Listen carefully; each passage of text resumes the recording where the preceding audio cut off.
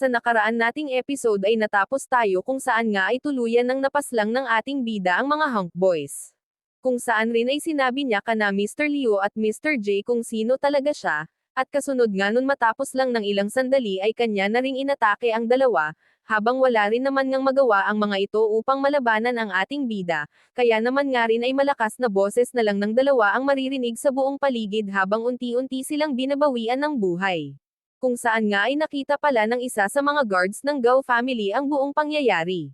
Kaya naman agad rin itong ikwinento sa isa pa niyang kasamahan kung ano ang kanyang mga nakita. At dahil nga sa kanilang nalaman na iyon, ay agaran rin naman nga silang kumaripas ng takbo patungo sa tahanan ng mga Gao upang magulat. At habang papalayo nga ang dalawa ay nakita naman nila ang mga ito, at alam rin nila ang mismong dahilan kung bakit nagmamadali ang mga ito. Pagkaraan nga ng ilan pang mga sandali, sa tahanan ng Gao family, ay makikita na ganito nga ang naging reaksyon ni Gao Yiming, matapos nitong marinig at malaman ang buong pangyayari, kung saan nga rin ay tila ba nadismaya ito dahil nga sa pumalpak ang kanyang plano, sapagkat ang mga kakontsaba niya ang nadahado. Pagkatapos ay nagtungo ito sa bintana at tumingin sa paligid habang seryosong iniisip kung sino at ano daw ba kaya ang tunay na pagkatao ng ating bida. Hanggang sa maya-maya nga rin lang ay may dumating na isa pang lalaki, kung saan ay sinabi nitong alam niya na rin daw ang nangyari kana Mr. Liu, Mr. G at sa lalaking mula sa Meng family, kaya naman ay nababahala raw siya sapagkat tiyak na sila ang may pananagutan tungkol sa nangyaring iyon. Sambit naman nga nitong si Gao Yiming na ang bagay raw na tapos na ay talagang tapos na, at wala na silang magagawa pa para baguhin ang katotohanan, ang mabuti pa raw na gawin nila ay sabihin at ibalita sa kasamahan ng mga yon, ang nangyari as soon as possible. Kinaumagahan dito parents sa Jiang Prefecture, ay makikita ang mga kalalakihang nagtitipon habang pinag-uusapan ang biglaan raw na pagkawala ni na Mr. G, hanggang sa meron na din naman ngang isa sa mga ito ang nagkwento tungkol sa nangyari kagabi, kaya naman nga inibon na rin agad ng mga ito ang kanilang pinagchichismisan. Pagkaraan naman ng ilang sandali pa, ay dumating na nga rin dito ang mga kasamahan ni na Mr. G at Mr. Liu pati na rin ng lalaking mula sa Meng family, at ang mga ito nga ay sina Elder Ku mula sa Nine Tripod Palace, Meng Zong mula sa Meng family, An Yuan ang head ng Strange Wood House, at si Mr. Fei Shu ang master ng The Eight Ultimate Sect, kung saan ay takang-taka nga ang mga kalalakihan rito, dahil ano daw ba kaya ang dahilan at nandirito ngayon ang mga big shots na ito, sapagkat kung tutusin raw ay talagang mahirap at bihira lamang na makikita ang mga ito, subalit ngayon ay heto at magkakasama pa talaga sila. Kasunod nun, ay sinalubong at binati rin naman agad ang mga ito ni Gao Yiming. Subalit tila nga hindi maganda ang araw ng mga ito, kung saan ay agad rin namang sinabi ni Mr. Fei Shu na dahil nga raw itong si Gao Yiming ang pinakang namumuno rito sa Jiang Prefecture, ay kailangan itong magpaliwanag ng mabuti tungkol sa nangyari sa kanilang mga kasamahan. Marahan naman ngang sambit ni Gao na masyado raw mahaba pag ikukwento, kaya mabuti pa raw siguro ay magtungo na muna sila sa backyard at sa kanya doon sasabihin ang lahat. Pag-alit naman ngang sinabi ni Meng Zong na mas mabuti pa raw na ibigay na lamang sa kanila ang killer ngayon din, dahil kung hindi, at hindi pa nga lamang tapos ang sinasabi nito, ay may bigla namang nagsalita mula sa ere habang tinatanong na kung hindi raw ay ano, na ikinagulat naman nga nitong si Meng Zong sapagkat papaano raw na nakakalakad sa hangin ang lalaking ito. At para nga malaman natin, ang matandang lalaking ito ay ang uncle ni Gao Yiming na si Gao Bufan isang martial arts master at siya ring tagapagtaguyod ng buong Gao family. At nang tuluyan na nga itong makababa, ay agad din naman itong binati ni Gao Yiming. Pagkatapos ay agad ring nagtanong itong si Mr. Bufan kung ano raw ba ang may paglilingkod nila sa mga ito. Malakas namang tugon ni Meng Zong na para nga daw sa pagdaraos ng mga ito sa Heroes Summit, ay ipinadala nila rito ang kanilang mga kasamahan bilang pagpapakita ng respeto, subalit ngayon ang nangyari lamang ay napaslang ang mga yon, kaya naman talagang nais nilang alamin ang buong katotohanan at naging dahilan. Marahan naman ngang sabi ni Mr. Bufan na pinapangako raw nilang tutulong sila sa paghahanap sa killer, subalit kailangan raw na kumalma lang muna ang mga ito at wag gumawa ng ingay, at pumayag na lang din naman nga itong sina Mr. Fei Shu basta raw ba siguraduhin lang ni na Mr. Bufan na maibibigay at mailalabas nila ang killer. Dagdag pa nitong sabi na nag-imbestiga raw muna sila bago magtungo rito, at kanilang nalaman na guest raw ng mga ito ang killer, kung saan ay inamin na rin daw naman iyon ni Gao Yiming sa kanila. Sabay tanong rin naman nga ni Mr. Bufan kay Gao Yiming kung totoo nga raw ba ang sinabi ni Mr. Fei Shu, na parang napipilitin lang naman ngang sinang ayunan ni Gao. Pagkatapos ay sinabi naman ni Mr. Buffon, na alam niya na raw na sa kasong ito ay kinakailangan nilang magpadala ng tao sa sinasabing killer na si Lin Haotian upang sabihin na pumunta rito ngayon, at nang kanyang madepensahan ang sarili ukol sa bagay na ito. At bago pa nga lang susunod sa utos si Gao Yiming, ay bigla na rin namang sumulpot at nagpakita ang ating bida sa mga ito, habang sinasabi na hindi na nga raw kailangan pang mag-abala ng mga ito, sapagkat nandirito na siya. Na ikinagulat naman nga nitong si Gao Yiming, dahil bigla-bigla na lang siyang dumarating. Kung saan nga ay agad rin naman siyang tinanong ni Mr. Fei Shu, kung siya raw ba si Lin Haotian. At ganito nga ang naging tugon ng ating bida, oo naman kahit e-check mo pa ang aking dugot laman, ganto naman naging banat ni Mr. Fei Shu, well di ko inaakalang meron pa palang lakas yang itlog mo para humarap at magpakita dito. Kasunod ay si Mr. Buffon naman ang kinausap nito at sinabing dahil nga raw sa nandirito na si Mr. Killer, ay sana naman daw ay wag silang pigilan nino man na makapaghiganti ngayon. Marahan naman ngang sambit ni Mr. Buffon na nakadepende daw sa sitwasyon, kung ang ating bida raw ba talaga ang may kasalanan, kaya naman kailangan raw muna nilang magsagawa ng isang investigasyon bago gumawa ng mga kastupiduhang aksyon, sabi pa nito na bakit daw hindi na lang rin muna magpahinga ang apat na ito, sapagkat pinapangako niya raw na magbibigay agad siya ng maayos na eksplanasyon pagkatapos niyang alamin kung anong eksaktong naganap nung gabing iyon. Pasiga naman ngang tanong ni Meng Zong na baka raw naman sinusubukan lang ni na Mr. Buffon na protektahan ang ating bida. Malakas namang sambit ni Gao Yiming, na hindi raw ganon ang kanyang Uncle Buffon sapagkat ito nga raw ay isang martial arts master, at kailanman daw ay hindi ito nagbibigay ng protection sa sinumang killer. Sabi naman ni Mr. Buffon na kapag raw nakausap na niya ang ating bida, ay tiyak na kanya nang malalaman ang nararapat niyang gawin at pasya tungkol sa bagay na ito, sadyang ayaw niya lang din daw talagang mag-decide ng basta-basta nang hindi niya pasigurado ang lahat. Kaya't napatahimik na nga lang din ang mga ito, sabay maya-maya lang rin ay kanila nang napagdesisyonan na sumang-ayon sa sinabi ni Mr. Buffon, bilang pagrespeto na rin daw nila sa angkan ng Gao family. At pagkaraan nga ng ilang minuto ay lumapit na rin si Mr. Buffon sa ating bida upang makipag-usap, kung saan ay niyaya siya nito na pumunta sa isang tahimik na lugar. At agad rin namang sinabi ng ating bida na bakit raw nagpunta pa sila rito, gayong wala lang din namang magiging saysay itong kanilang pag-uusap. Sambit naman ni Mr. Buffon na tila wala raw yata talagang ideya ang ating bida sa kanyang ginawang pagpaslang, at mukhang di rin daw niya alam kung sino talaga ang mga yon at kung gaano kalaki at kalakas ang connections ng mga ito. May pang-aasar naman ngang sabi ng ating bida, na ano pa naman daw ba ang mga yon kundi isang pangkat lang ng mga talunan at wala nang iba pa. Malakas namang sabi ni Mr. Buffon na wag na raw umimik pa itong ating bida, at para rin daw sa kanyang kaalaman ang mga yon ay puro mga maiimpluwensyang tao around the martial world, samantalang siya raw naman ay isang hamak lamang at walang maipagmamalaki, kaya't ano rin daw ba talaga ang maipanglalaban niya sa mga yon. Mariin naman ngang tugon ng ating bida, na syempre daw itong kamaon niya, dahil nga ito pa lang raw ay sapat na para mapatambo niya ang lahat ng yon. Natinuwanan lang rin naman nga ng malakas ni Mr. Buffon. Sabay may pagkaseryoso nitong sinabi na sa buong buhay niya raw ay nagagawa niyang basahin kung ano talaga ang mga tao, subalit kahit kailan daw ay hindi pa siya nakakakita ng isang napaka-arroganting tulad nitong ating bida. May pang-aasar na naman ngang sambit ng ating bida na nakakatuwa raw naman pala, at na-appreciate nito ang kanyang pagiging arroganti, naiinis namang sabi nitong si Mr. Buffon na hindi raw niya alam kung saan ba talaga kinukuha ng ating bida ang pagkakaroon ng mat-ending confidence, siguro marahil daw ay meron din siyang mga powerful connections. Dagdag pa nitong sabi na gayon pa man raw, rito sa Jiang Prefecture ay hindi makakatulong or magagamit ng ating bida ang anumang connections niya, at isa pa nga rin daw ang kasamahan ng mga pinaslang niyang yun ay sadyang malalakas na martial artist, subalit siya ay mag-isa lamang kaya't nakakabahala raw na ito na ang kanyang magiging katapusan, dahil sa wala siyang sinumang mahihingan ng tulong rito. Mariin naman ngang tanong ng ating bida kay Mr. Buffon na kung nagpapakahulugan raw ba ito na nais nitong siya ay matulungan. Tugon naman nga nitong si Mr. Buffon, na oo raw naman nais niya rin daw talagang makatulong. Basta raw ba't ibibigay nitong ating bida ang recipe sa paggawa niya ng Mero Merging Pills, at pagka raw nagkaganon, siya ay makakaasang mabibigyan ng protection laban sa mga yon. At napatawa na nga rin lamang ang ating bida sa mga tinura ng matanda, sapagkat mali ito ng mga iniisip tungkol sa kanya. At dahil nga sa kanyang pagtawa ay bahagyang nainis si Mr. Buffon, Kaya't tinanong rin nito agad na bakit raw tumatawa itong ating bida.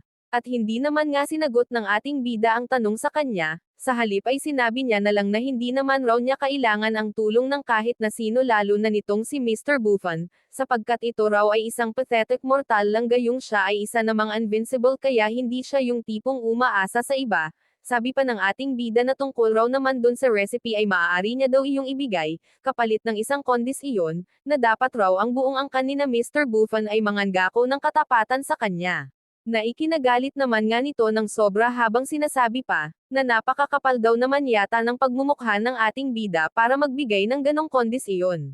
Mariin din naman ngang sambit ng ating bida, na mukha raw yatang nais nitong kalabanan siya ngayon. Sabi naman ni Mr. Buffon, na papaano raw naman niya kakalabanin itong ating bida gayong hindi pa daw naman siya qualified para maging kalaban niya, at mas mabuti pa raw ay pag-isipan na lang ng ating bida kung papaano niya haharapin ang mga yon. Kinabukasan ay lumipat naman ang eksena rito sa may arena ng Gao family. Kung saan ay nandirito silang lahat, at makikita ring ang ating bida ay napapalibutan ng apat na ito. At maya-maya nga lang rin ay sinabi ni Gao Yiming na ang summit raw ay originally set up rin para sa pagpapalitan ng martial arts experience and skills, at ngayon daw na merong matinding awayan sa pagitan ng ating bida at ng apat na big shots, ay nararapat daw na ayusin nila ang alitan according sa rules dito sa Jiang Prefecture, kaya naman kung anuman daw ang mangyari sa loob ng ring, ay mananatili na lamang rito at walang pwedeng ibang makialam hanggat di pa tapos ang laban. Kasunod nga nun ay bigla na lamang pag-alit na nagsalita si Meng Zong at sabi nito na ang lakas raw ng loob ng ating bida na paslangin ang kanyang kapamilya, kaya naman ngayon raw ay humanda na siya. Sabay agad na rin naman nga itong sumugod at umatake sa ating bida. Subalit nagagawa niya rin naman ngang maiwasan agad ang mga suntok nito.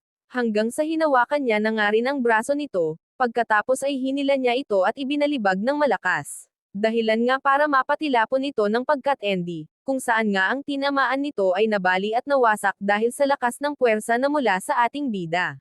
Kasunod naman ngang umatake ay itong si Elder Ko, kung saan ay tila ba may paglipad-lipad pa itong nalalaman.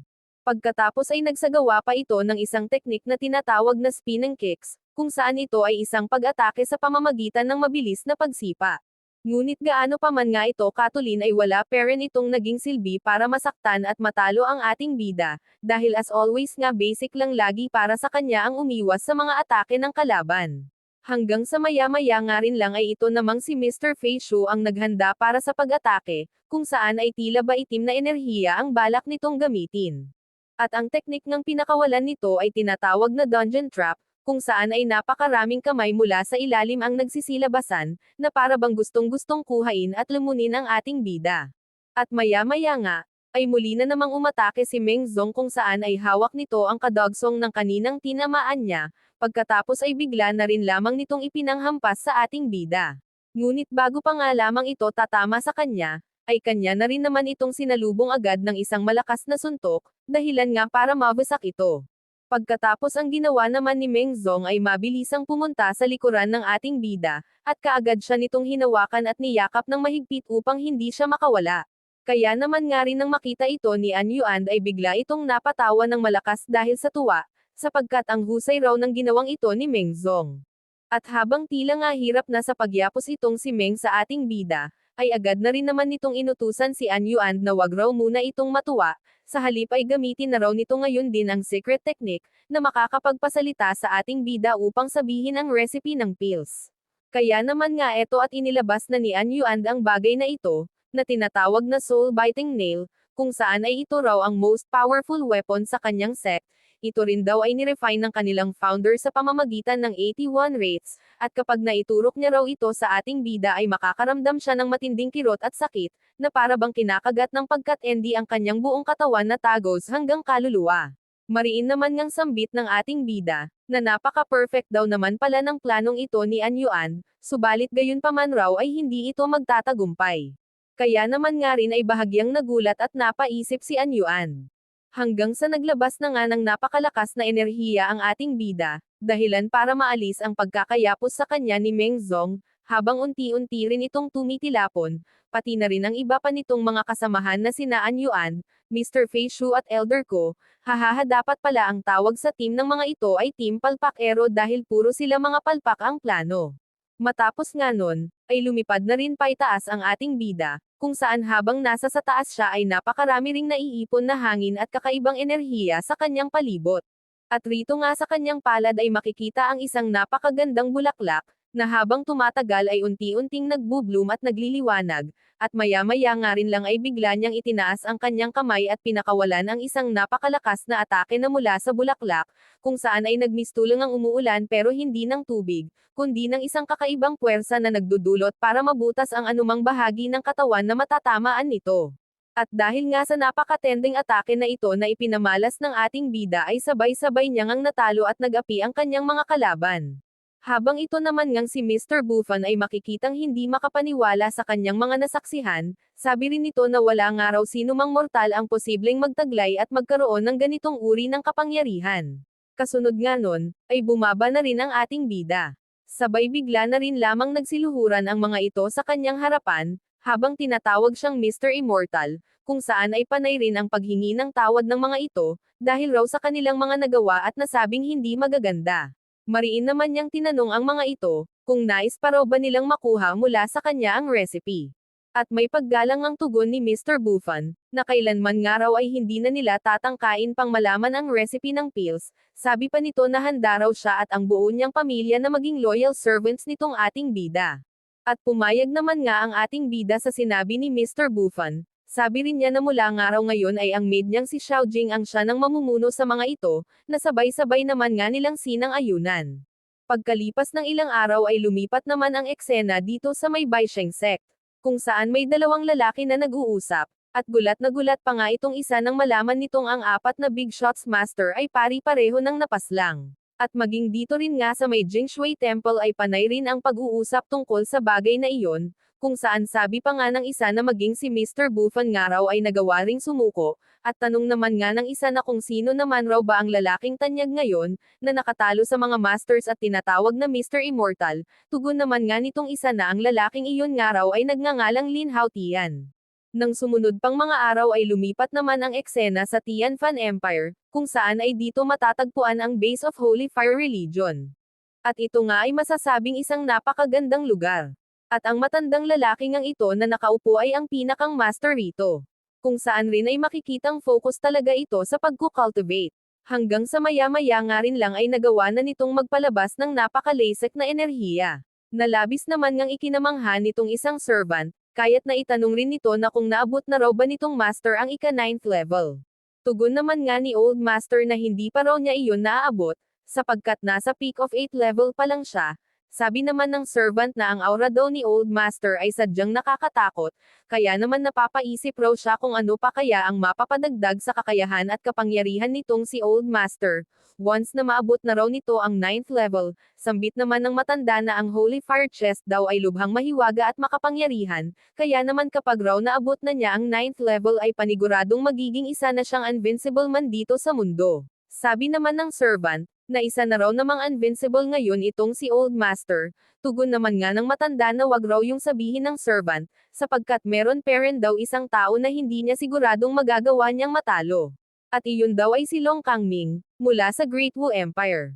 Sabi pa niya na dapat rin daw malaman nitong servant na ang kanila raw sect ay Naple Aes noon mula sa Great Wu Empire dahil sa kagagawan ni Long Kangming, kaya naman daw ang mga surviving believers ay napilitang magtungo rito, at tiniis ang maraming paghihirap hanggang sa umabot na nga sila sa puntong ito, na nakapagtayo sila ng isang base, kaya naman ngayon daw ay higit na rin siyang malakas kaysa noon, at ito na rin daw ang tamang oras para muling makuha ang Great Wu Empire, nang sa ganun ay ang kanila ng pangalan ang siyang lumaganap dito sa buong mundo.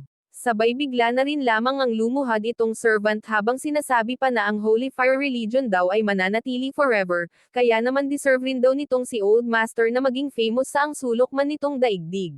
Kasunod nga, ay tinanong naman ni Old Master kung nahanap at nalaman na raw ba nito kung sino ang nakapaslang kay Gong Sun Tai. Bilang paalala po si Gong Sun Tai ay ang minsan na ring nakalaban noon ng ating bida, at ang bahagi ng iyon ay mapapanood sa episode 12 and 13 nitong ating manhwa na Mr. Immortal. Balik tayo rito. kung saan nga ay sinabi ng servant na ayon raw sa impormasyong kanyang nakuha ay isang binatang lalaki ang may kagagawan, na ang pangalan daw ay Lin Haotian, kung saan ay pinaslang rin daw nito si Elder Ku mula sa Nine Tripod Palace, Mr. Meng Zong ng Meng Family, Master Fei Shu ng Eight Ultimate Sect, at Mr. An Yuan mula sa Strange Wood House nito lang mga nakalipas na araw, iya ay talagang famous na ang ating bida, kung saan-saan na nakakapunta ang kanyang pangalan hahaha, dagdag pang sabi ng servant na bukod pa nga raw doon, ay nagawa ring mapasuko ng Lin Haotian na iyon maging si Mr. Buffon kasama ng buo nitong angkan. Nalabis naman ngang ikinagulat at ikinabigla nitong si Old Master, sapagkat papaano raw na maging ang Grandmaster na tulad ni Buffon ay napasuko ng ganon na lamang,